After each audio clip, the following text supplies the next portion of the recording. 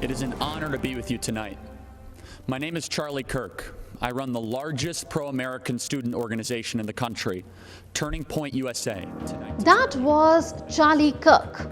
Many saw him as a voice of conservative youth in America. But on September 10, 2025, that voice was cut short. While speaking to supporters at Utah Valley University, 31-year-old Charlie Kirk was shot.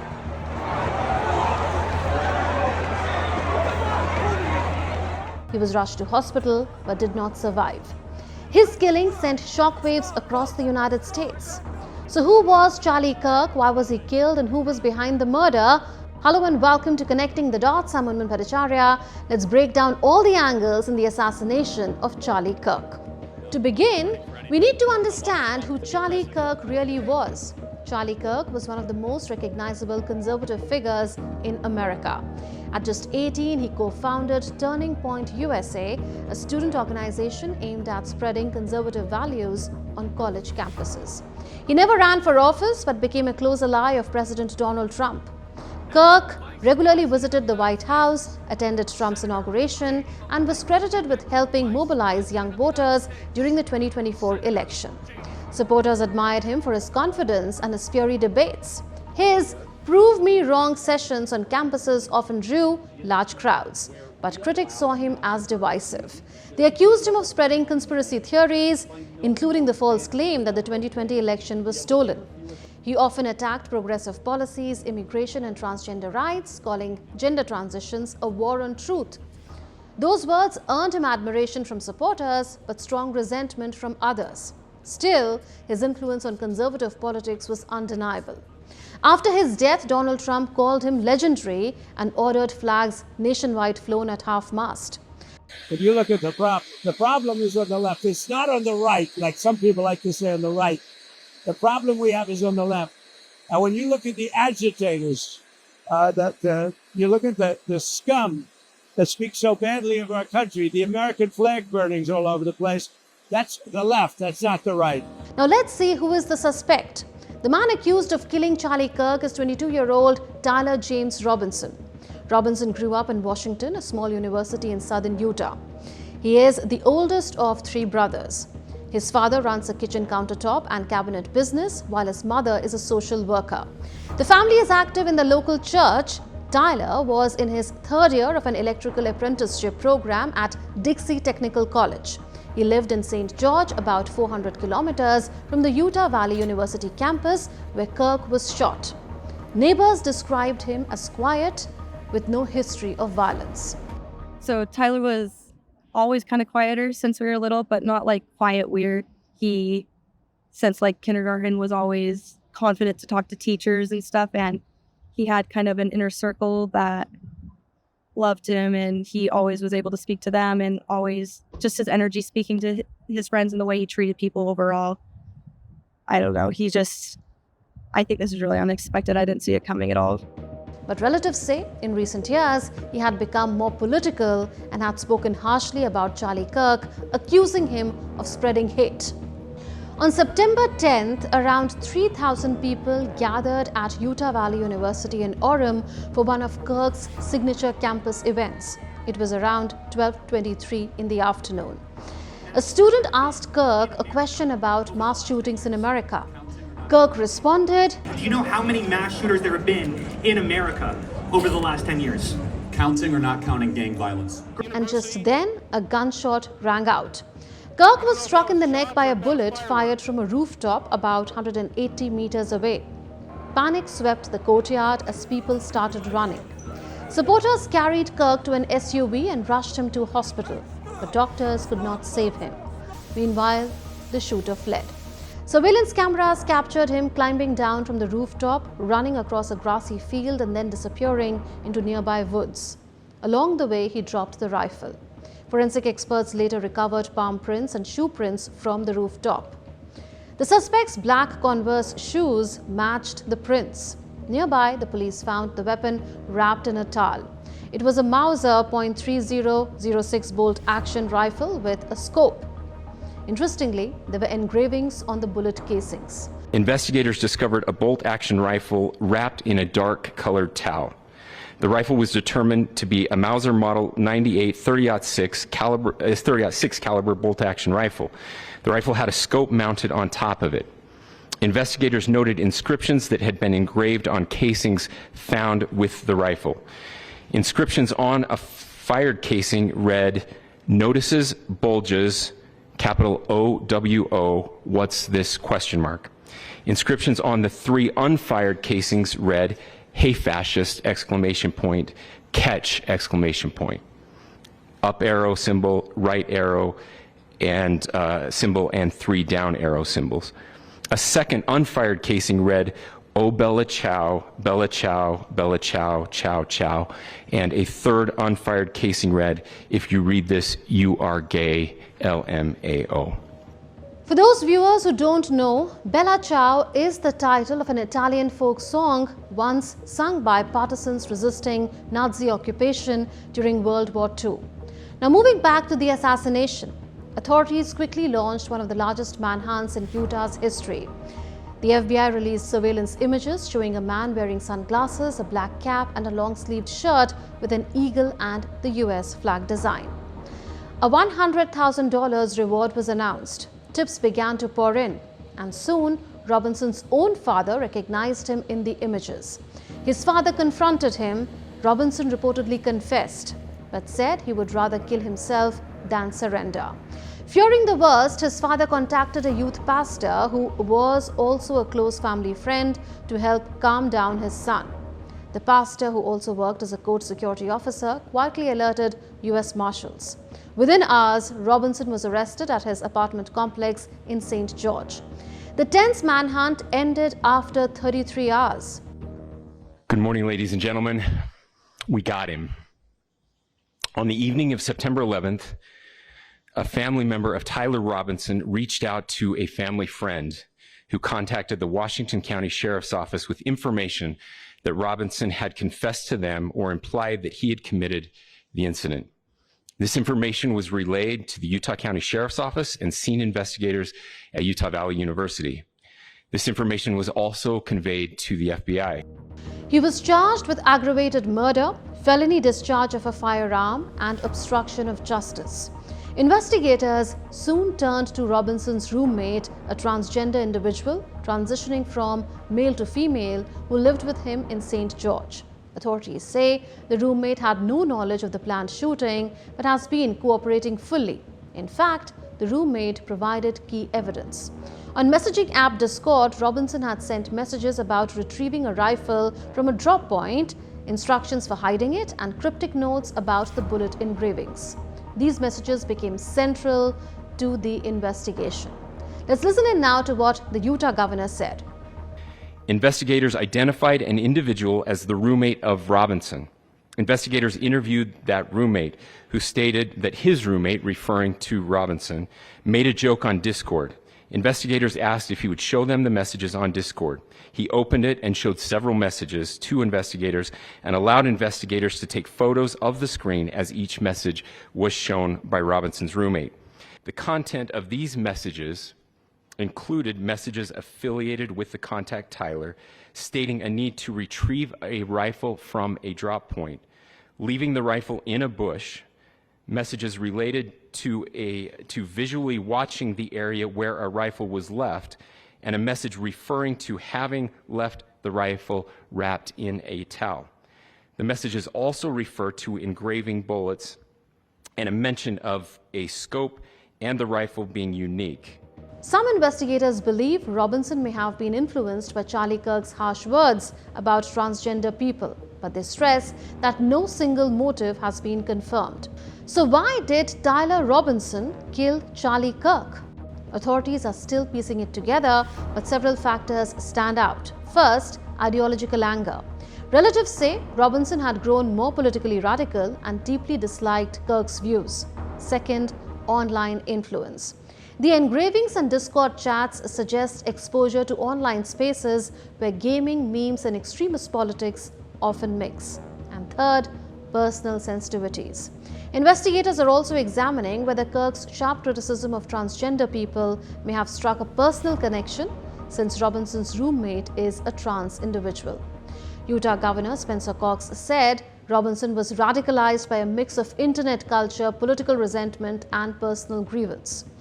Charlie Kirk's killing is being called one of the most significant political assassinations in recent U.S. history.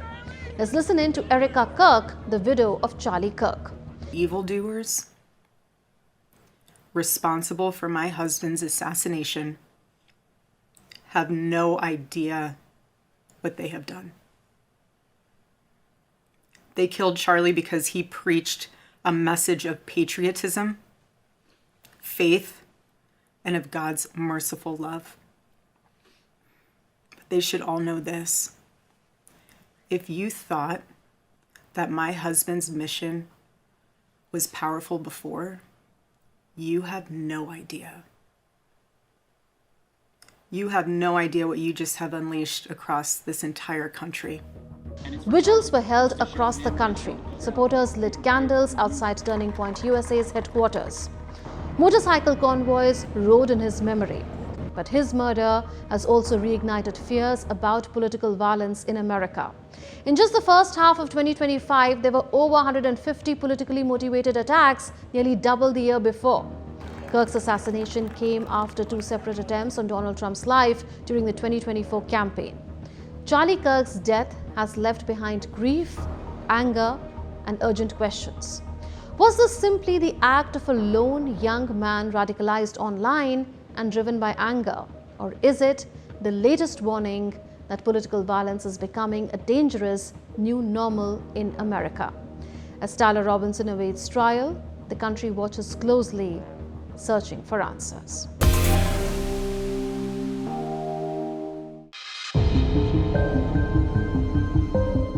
This is central London. What you see looks like a sea of humanity. Hundreds of thousands of protesters poured out on the streets to take part in the Unite the Kingdom rally on Saturday. They were carrying flags of England and Britain. This was one of the biggest right-wing demonstrations of modern times in the UK. It was an outpouring against illegal or unauthorized immigration, a demonstration that called for halting migrant crossings, deporting undocumented immigrants, and prioritizing native Britons over newcomers. The protest was organized and led by the anti-illegal immigration and anti-Islam activist Tommy Robinson. Today is the spark of a cultural revolution in Great Britain. This is our moment. The traitors in Westminster are watching right now. They are cowering. They are trembling. Keir Starmer, the Labour Party, the revolution has started. Look at these placards. They capture the sentiment on ground. Get them out, save our kids, R.I.P. Charlie Kirk, in memory of the American known for his right-wing views who was recently killed in the United States. It is very important. They need to stop illegal migration into this country. It's tearing us apart. You know, we've got people here, the veterans, our veterans that fought for us and for our freedom, lying on the streets with nowhere to go. But you pop in, get rid of your documents, and you can have a 4-star hotel, free board and lunch. I think the current government is a disgrace. It's taking away our liberties and making up things as they go along. I've never seen a government so disorganised. But these demonstrators were not the only ones protesting in central London that day. A mile apart, they were countered by a smaller group of protesters. The counter-protest was called March Against Fascism and was organized by Stand Up to Racism. These protesters carried banners that read "Women Against the Far Right," "Stop the Far Right," "Stand Up to Racism," "No to Tommy Robinson," and more.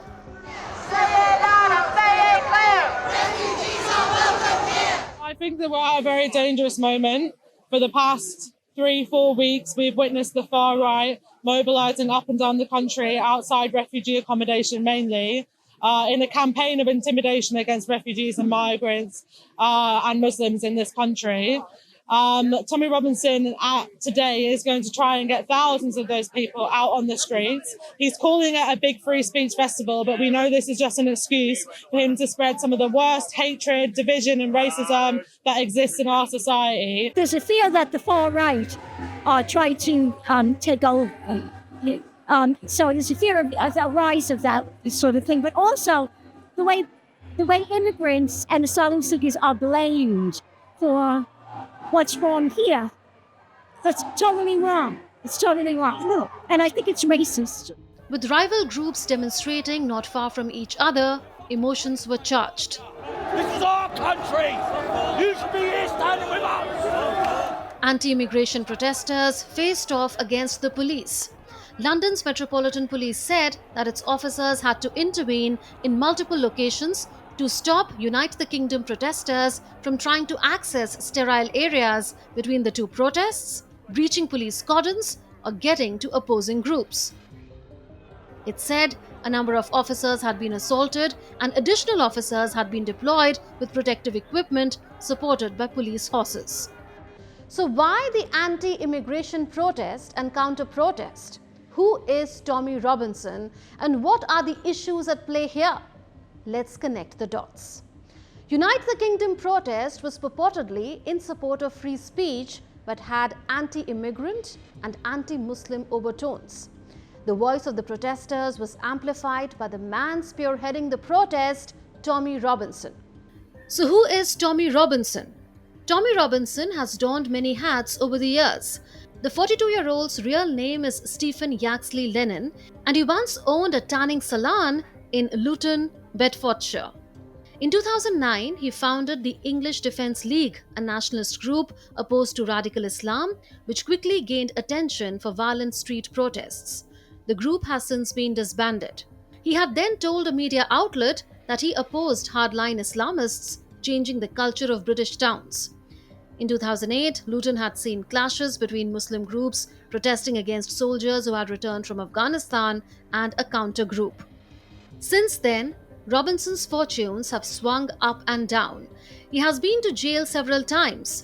In recent years, his popularity exploded online, especially after a boost from Elon Musk and Steve Bannon.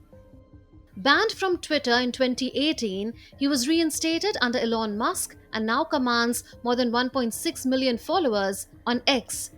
For critics, he is a provocateur who fuels division. For supporters, a champion of free speech and patriotism.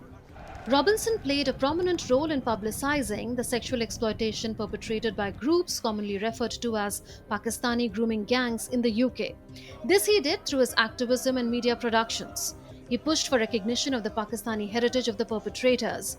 He argued that while official reports and media coverage often used the term Asian grooming gangs, this was an unfair generalization that stigmatized the wider Asian community. He said this obscured the predominantly Pakistani heritage of those convicted in key cases such as Rotherham and Telford. Robinson frequently campaigned for a nationwide inquiry and harsher penalties for both offenders and those who covered up the abuses. His documentary, Silenced, which is banned in the UK but available on X, puts the spotlight on the grooming gang scandal and alleged institutional cover-ups. Today, Robinson is among the most popular far-right faces in the UK. So what is the backdrop of the Unite the Kingdom rally? Economic turmoil and people blaming illegal immigrants for taking up already scarce resources and allegedly worsening the crime rate. Over the past 2 months, there have been protests against migrants waiting for asylum being housed in hotels at government expense. In July, one such asylum seeker at the Bell Hotel, Epping, was accused of sexually assaulting a girl. Though he denied the charge, the incident became a trigger for mass protests against the immigrants. So all in all, immigration has become a dominant political issue in Britain. It has even eclipsed concerns over a faltering economy as the country faces a record number of asylum claims.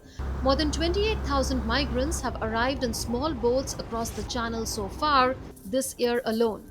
With record numbers of asylum seekers awaiting decisions on their asylum applications, and that number crossed 100,000 in mid-2025, the UK government is struggling to secure suitable, longer-term dispersal accommodations. This has forced a greater reliance on hotels as contingency accommodation when no other housing can be sourced. Anti-immigrant Britons oppose accommodating asylum seekers in hotels, besides the various ramifications of unauthorized immigration on UK's society and economy. On Saturday, Robinson used the rally to attack political leaders, especially the Keir Starmer government, and claimed that politicians were parroting his ideas. The government are attempting to do a U-turn. Politicians all of a sudden are finding courage, and they're parroting the things that we have said for 15 years. They targeted us, they slandered us, they demonised us, they attacked us, and they imprisoned us. But they can see the people power, they can see the shift. According to a report, the 42-year-old is now seeking to consolidate Britain's fragmented far right by allying with Advance UK, which is a new political party launched by former Reform UK members. The rally also saw international participation. Elon Musk made a video appearance and called for regime change in the UK and warned about massive uncontrolled migration. You're in a fundamental situation here where whether you choose violence or not, violence is coming to you. You either fight back or you die.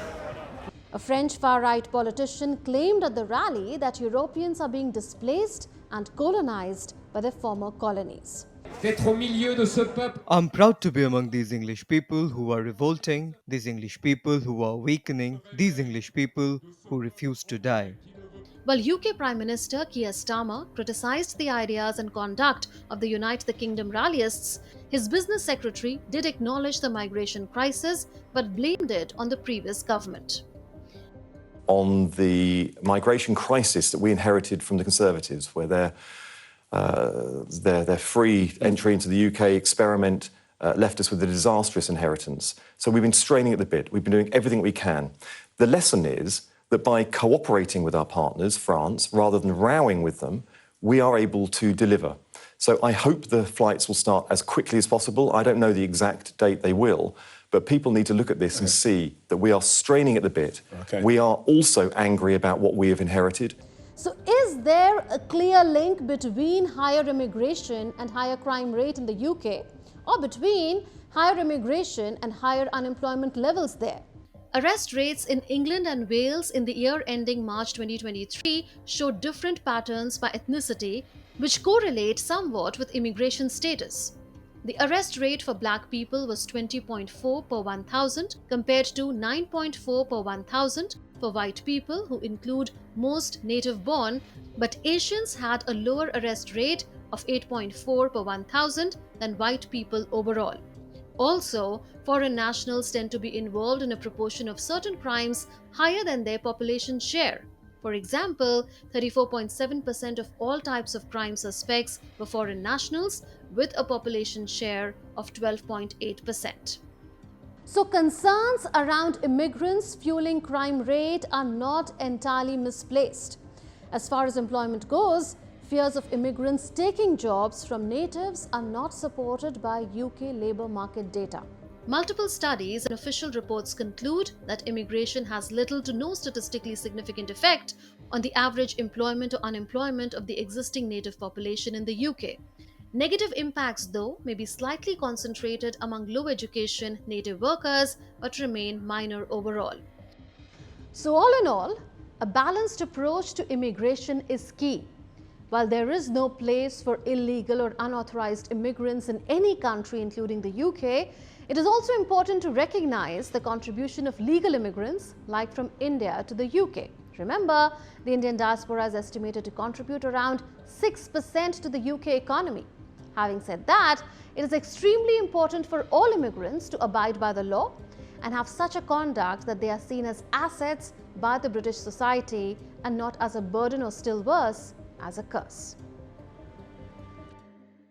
Before we wrap up, let's end on a lighter note. Imagine taking a swim with your pet dog. That's exactly what happened in Brighton in the UK. An open-air pool there hosted an event where dogs joined their owners for a splash. It is believed to be one of the biggest canine swimming events in the UK. Thanks for watching. We leave you with these lovely visuals. Namaskar.